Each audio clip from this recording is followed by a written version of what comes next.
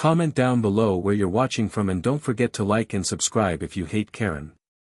I'm Marcus Gray, a man who spent most of his early years chasing improbable dreams and subsisting on microwave noodles.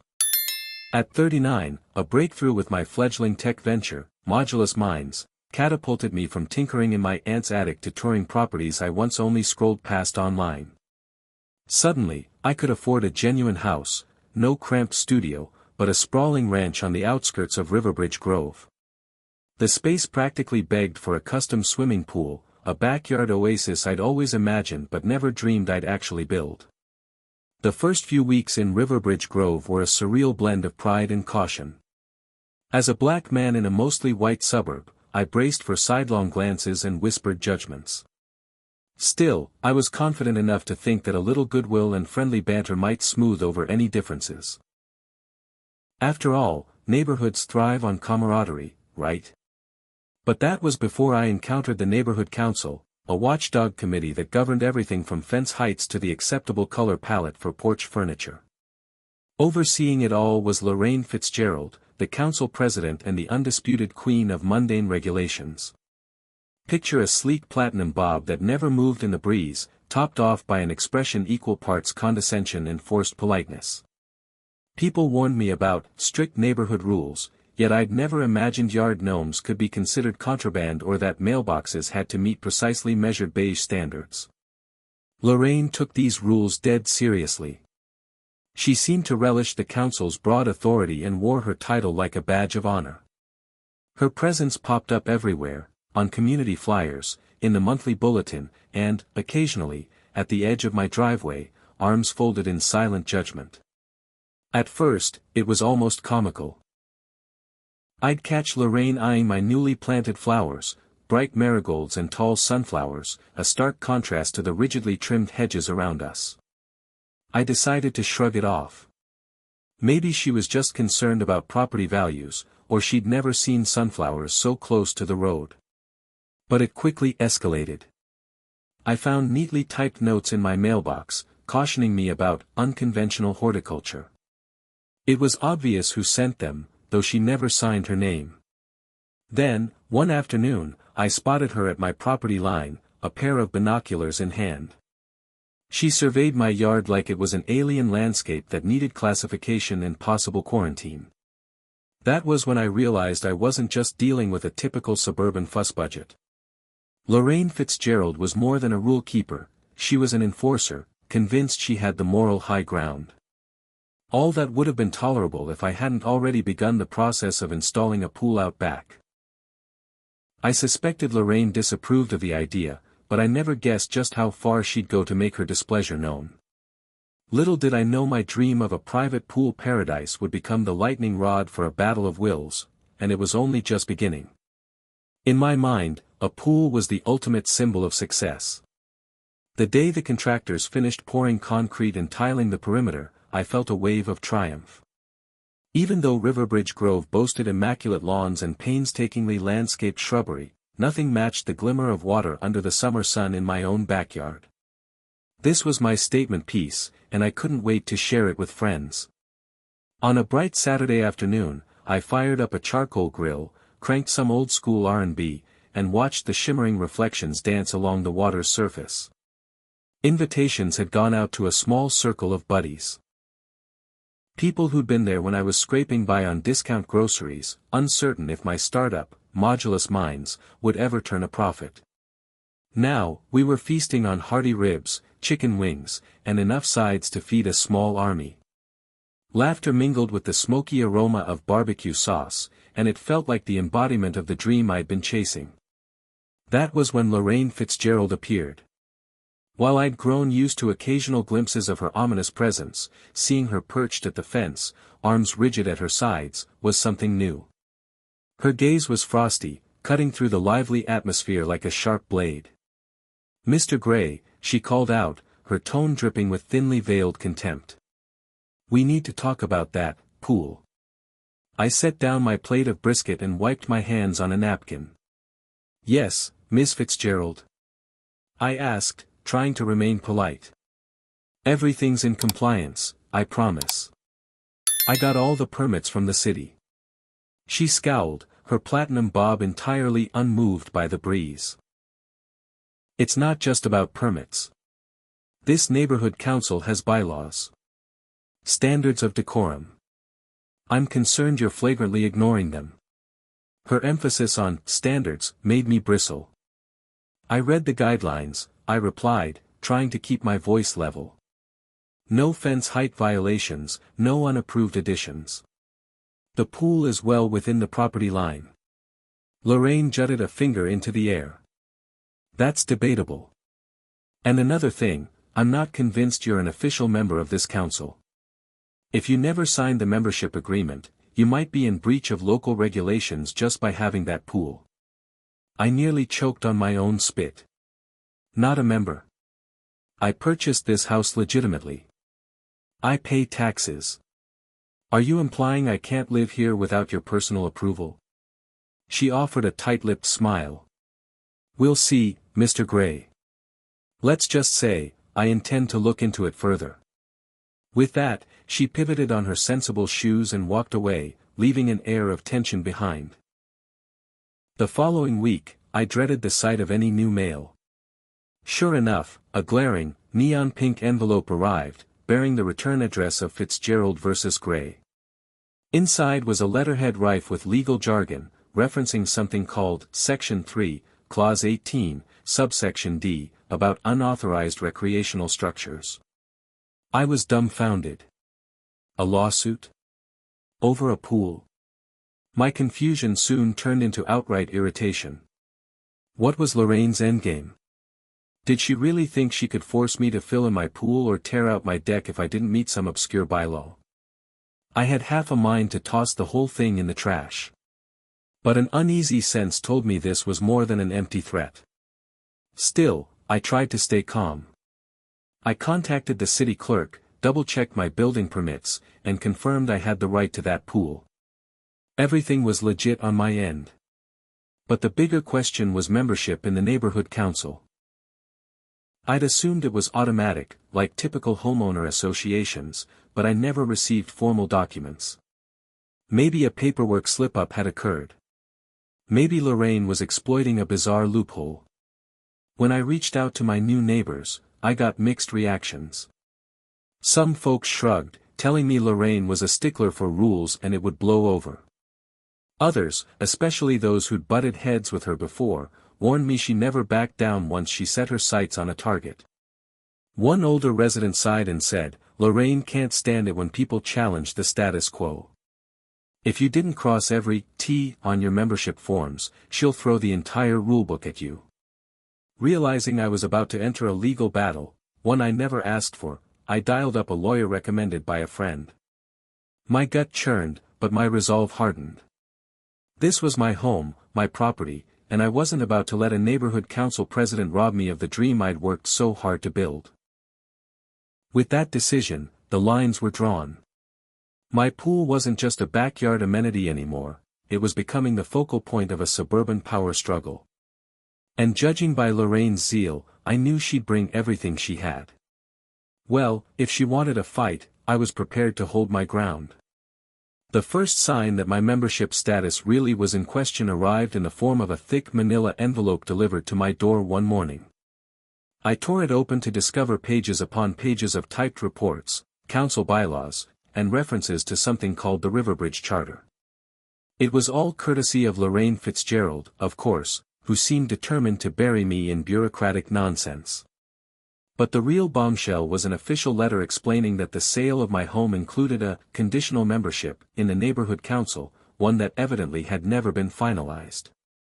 My immediate reaction was disbelief. How could I have gone through the entire closing process on my house without someone mentioning that I wasn't automatically part of the council? I rummaged through my home buying paperwork, scanning for any mention of membership terms. Sure enough, there was a clause, deep in the fine print, indicating the buyer must sign a separate agreement to join the council. Somehow, that form wasn't in my packet, and I never signed it. When I phoned the title company to clarify, I got a sympathetic but bemused response. It happens sometimes, the woman on the phone said, almost apologetically. Some older subdivisions have their own separate associations with extra steps. The closure agent might have overlooked it. Overlooked? I couldn't decide if the situation was comedic or enraging. Here I was, living in Riverbridge Grove, paying property taxes, abiding by local laws, yet apparently not bound by the local neighborhood council's rules. And that was precisely what Lorraine planned to exploit. To claim I was erecting a recreational structure on council land without being recognized as a member. I needed professional help to untangle this fiasco. That's how I ended up in the office of Alicia Barton, an attorney recommended by a college friend. Her office was a tidy space filled with floor-to-ceiling bookshelves and the faint scent of freshly brewed coffee. Alicia was a slender, no-nonsense woman with reading glasses perched on her nose. She listened carefully as I recounted every detail, from the barbecue confrontation to the pink lawsuit envelope. After flipping through the bundle of documents I'd brought, she leaned back and arched an eyebrow. "Marcus, you're sitting on a legal technicality bigger than a two-lane highway. According to these records, you're not actually obligated to follow the neighborhood council's bylaws if you never signed the membership agreement. But that also means they might claim you can't use certain shared facilities. Like the community pavilion or tennis courts. They can't, however, force you to tear out your pool." I breathed a cautious sigh of relief, though a new question nagged at me. "So, can Lorraine still sue?" "She can sue you for just about anything," Alicia replied with a wry grin, "but whether she'll win is another matter. This looks like intimidation, pure and simple. She might hope you'll cave and remove the pool voluntarily to avoid the cost of a court battle." Her words lit a spark of defiance inside me. If Lorraine thought she could bully me with a bogus lawsuit, she had another thing coming. "Let's fight," I said, echoing the final thought in my mind. I'm not letting her set a precedent that a single council member can override my property rights. Alicia nodded. "We'll draft a response. Don't be surprised if things get messy, though. She may try to dig up every petty violation she can, noise, property lines, parking issues. People like her are resourceful." Emboldened by loopholes a few days later, Alicia shared more insights. She'd found evidence that older pockets of Riverbridge Grove had faced similar membership snafus before. Apparently, some residents had coexisted for years without official council status. Lorraine's power came from the assumption that everyone belonged to the council and had to follow its strict guidelines. But in reality, the entire premise was built on an opt-in membership approach that was rarely enforced. My case was unique because I had the financial means to fight back and a strong desire not to be steamrolled. The next step, Alicia suggested, was to lean into the absurdity. She believed that if Lorraine insisted I was a renegade occupant, I could highlight the many ways I wasn't bound by her rules, starting with something as simple as hosting weekly gatherings. While I disliked the notion of antagonizing neighbors, a part of me felt that shining a light on the council's overreach might actually help others who'd been similarly cornered.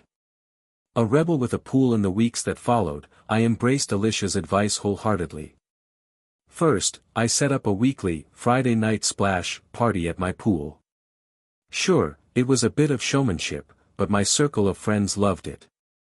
We brought in a cooler of sodas and snacks, turned on playlists with classic funk and soul, and invited neighbors we trusted. I made it clear, however, that Lorraine and her loyalists were not on the guest list. That might have been petty, but I was tired of tiptoeing around her. In a spur-of-the-moment stroke of humor, I ordered a giant, inflatable flamingo online. It arrived a week later, larger than life, bright pink, and annoyingly cheerful. I christened it Lorraine in a moment of mischievous glee. A friend even joked about printing T-shirts with the slogan, "Free the Flamingo." An ironic nod to the idea that my property was outside the council's jurisdiction. Meanwhile, I started sharing my story with acquaintances around Riverbridge Grove. To my surprise, many quietly sympathized. Some had endured Lorraine's stern letters and petty violations, from mailbox color discrepancies to minor yard ornaments she declared unsightly. My situation was different only because she chose to launch a legal offensive. But the chatter spread, and soon enough, younger families, who disliked the council's stifling rules, backed me. They saw my pool parties as a breath of fresh air. Lorraine's counterattacks. Unsurprisingly, Lorraine stepped up her game. One morning, I opened my mailbox to find a letter demanding I cease nuisance gatherings. It cited an archaic line about preventing disruptions to community tranquility. Another day, a patrol car showed up outside my house at 10 p.m., responding to a complaint about excessive noise. The officer apologized for the inconvenience and left after hearing our music volume was moderate, certainly not worth a citation. As these attempts failed, Lorraine grew more desperate. She circulated flyers around the neighborhood warning that property values might plummet if unapproved construction proliferated. The irony was thick. My backyard wasn't exactly a hazard, it was immaculate, a literal testament to the success of modulus minds. Yet Lorraine painted it as a blight on Riverbridge Grove. A moment of understanding? About a month into this standoff, I found her near my fence one afternoon. Her face, usually set in stern lines, showed something unexpected: distress. She had tears in her eyes, though she tried to hide them. "Mr. Gray," she said, her voice trembling, "you're tearing apart the community." I felt a flicker of sympathy, albeit overshadowed by frustration. I'm living my life. I'm not the one issuing threats or dragging neighbors to court. She swallowed, tears sliding down her cheeks. We had a peaceful suburb. We had harmony. For whom? I shot back. Harmony if you follow your rules, or else you're ostracized. My presence shouldn't threaten anyone's peace, Lorraine. But your constant hostility and lawsuit definitely threaten mine. She looked away, and for a second, it seemed she might say something conciliatory. But then she shook her head and stomped off. I watched her leave, wondering if there was more behind her anger than mere prejudice or controlling tendencies. Did she see me as a symbol of change she couldn't handle? The courtroom circus eventually, the day of the first hearing arrived. Alicia and I walked into the local courthouse, armed with documentation about my property rights, the bungled membership form, and evidence that I complied with all municipal regulations. Lorraine showed up alone, minus any legal counsel. According to rumors, her lawyer had quit after realizing the flimsiness of the case and Lorraine's zeal to proceed anyway. Lorraine's opening statement felt like a midday soap opera. She brandished fuzzy photos of pool gatherings, claiming they brought chaos and anarchy. She showed an image of my inflatable flamingo, describing it as an offensive display mocking the neighborhood council. Every word dripped with melodrama, as though she was performing for an audience of scandal-hungry viewers. Alicia took a different tack. Calm, methodical, and utterly professional, she presented the key facts. I had a valid city permit for the pool. I was never bound by the neighborhood council's bylaws because I lacked official membership. Lorraine's repeated harassment showed potential bias rather than legitimate governance. When it was my turn to speak, I explained how I'd tried to follow basic guidelines, how the membership fiasco was a pure paperwork error, and how Lorraine had escalated things by filing a lawsuit. I also mentioned the neighbors who appreciated the respite from overly strict rules. The judge, a middle-aged man with a patient air, listened intently. By the time Lorraine started ranting about the sanctity of property values and how my flamboyant pool destroyed neighborhood culture, he had heard enough. He gently told her to stay on topic, even joking that he'd seen wilder pool parties in his own youth. Verdict and applause. After a series of questions, the judge ruled that Lorraine's claims lacked substantial basis. He dismissed the case with prejudice, meaning she couldn't refile the same lawsuit. Though he acknowledged the neighborhood council's right to enforce membership rules for those who had signed up, he couldn't support using the courts to pressure a homeowner who wasn't actually a member. The judge also noted that personal vendettas had no place in legal proceedings, gently chastising Lorraine for overstepping. Applause broke out from a handful of onlookers, mostly friends I'd invited for moral support and a few neighbors who were tired of Lorraine's antics. The judge smiled wryly, gavelled for order, and adjourned. Lorraine, face flushed, muttered something about judicial bias before storming out. In that instant, I felt a mixture of relief, vindication, and an odd pang of pity for her. She'd invested so much energy in controlling me, controlling the neighborhood, that she ended up losing not just a legal case but possibly the respect of many. The post-trial celebration that night, I celebrated in style. My backyard was a kaleidoscope of fairy lights and cheerful voices. A local DJ volunteered to spin some vinyl classics, and my cousin insisted on bringing over a catered spread of wings, sliders, and fries. A wave of camaraderie filled the night air, with neighbors of all backgrounds mingling easily. Even the older folks who once scowled at my unorthodox landscaping, found themselves swaying along to the music. I scanned the crowd, seeing new friendships forming, or at least new conversations bridging the usual suburban divides. The flamingo named Lorraine bobbed along the water's surface, a humorous reminder of the entire saga. I couldn't help but grin each time someone passed by it and burst into laughter. Lorraine's exile in the days and weeks after my victory, Riverbridge Grove underwent a subtle shift.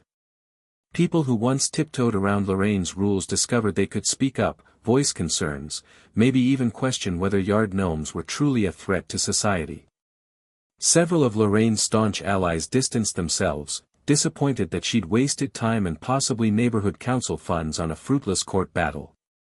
I heard rumors that she tried to rally supporters to pressure me in other ways, maybe calling city inspectors or complaining about my tall sunflowers.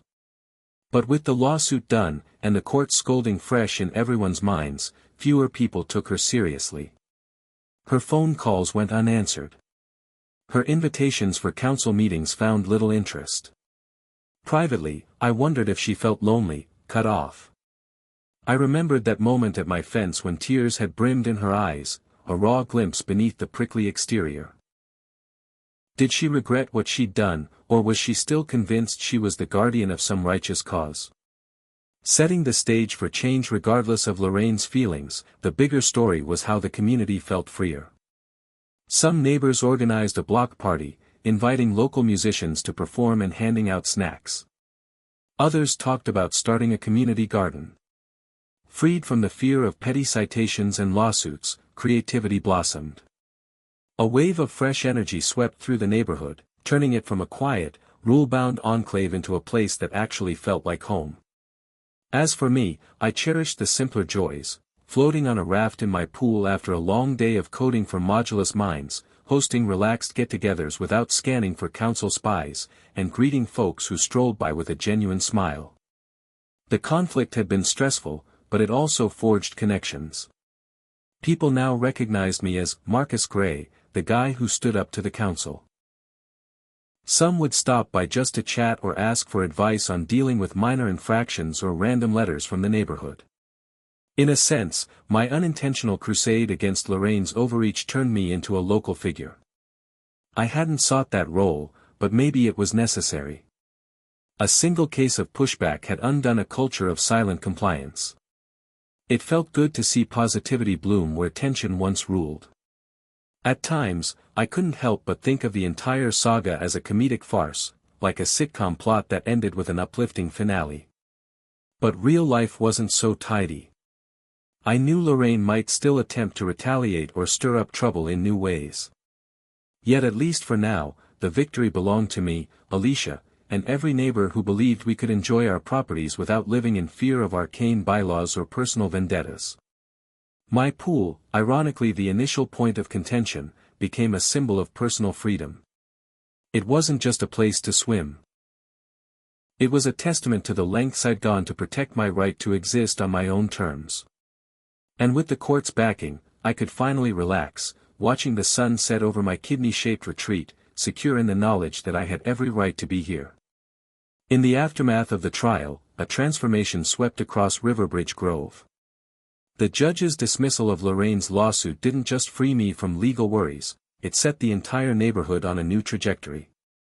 For too long, many folks had tiptoed around Lorraine Fitzgerald's edicts, terrified of rule violations. Now, unburdened by her authority, they felt emboldened to challenge the old ways. A few neighbors who once glowered at my pool parties began showing up with homemade pies or plates of cookies, sheepishly admitting they'd believed Lorraine's dire warnings. It was almost humorous seeing them nod along to music by the shimmering water, relieved to realize the world didn't end just because someone painted their mailbox a slightly different beige. The neighborhood council itself felt the tremors of change. Grumbling about Lorraine's extravagances grew louder. Some residents whispered about how membership fees had been misused to fund her legal crusade. Embarrassed by the public spectacle, the council scheduled an emergency meeting to discuss leadership. While I didn't attend, still not officially a member, after all, I heard from others that tensions boiled over. Talk of a recall election filled the room, with neighbors clamoring for accountability. That's when a new face emerged in local politics, Grace Porter. Younger than Lorraine by at least a decade, Grace was full of fresh ideas and a welcoming spirit. She championed the notion that community should be about inclusivity and mutual support, not petty enforcement. The final vote was decisive. Lorraine was out, Grace was in. Word spread that Grace intended to hold a block-wide potluck and possibly revise the bylaws for the first time in years. Amid these shifts, I couldn't help but feel both relief and pride. My property was no longer under siege, and my pool gatherings became a local fixture. Week after week, people of all ages stopped by, some bringing family, others toting lawn chairs. Even the city's older residents, once so rigid about neighborhood standards, found themselves enjoying a place where they could chat and listen to live acoustic music under the stars. But the biggest surprise of all happened one twilight as I was prepping a grill for a casual get-together. I looked up to see Lorraine Fitzgerald standing near my fence, wearing a tired expression. Gone was her usual defensive posture, she seemed uncertain and vulnerable. "Mr. Gray," she said softly, I came to apologize." My heart thumped. For a moment, I considered brushing her off, reminding her of the sleepless nights and legal fees she'd caused me. Yet I sensed a genuine regret in her voice. Lorraine explained how she'd lost respect in the community, how her old friends had distanced themselves. She admitted her relentless crusade had sprung from deep-seated fears of change and a misguided need to control everything. By the time she realized her error, she'd driven away the very people she'd tried to protect. Cautiously, I extended an olive branch. "I accept your apology, Miss Fitzgerald," I said. "But words alone won't rebuild trust. Actions will. If you're serious about making amends, there's a community swim day coming up. Maybe you could help out." She hesitated, tears brimming in her eyes, then agreed. A week later, she showed up at my pool, wearing an oversized sun hat and a determined look. Throughout the day, she served snacks, greeted newcomers, and even offered floaties to kids. Some neighbors were wary, but by evening's end, they saw a different Lorraine, one who could laugh at a silly water gun fight instead of condemning it. Afterward, she approached me, face etched with gratitude. "Thank you for letting me try," she murmured. "I see now this neighborhood needed less policing and more community." That night, as people filtered out and the last rays of sunlight glimmered on the water, I felt a swell of pride. We'd come a long way from lawsuits and fear. And while the past couldn't be undone, we could forge a better future, one in which a bright pink flamingo in a kidney-shaped pool was a welcome sight, not a cause for alarm.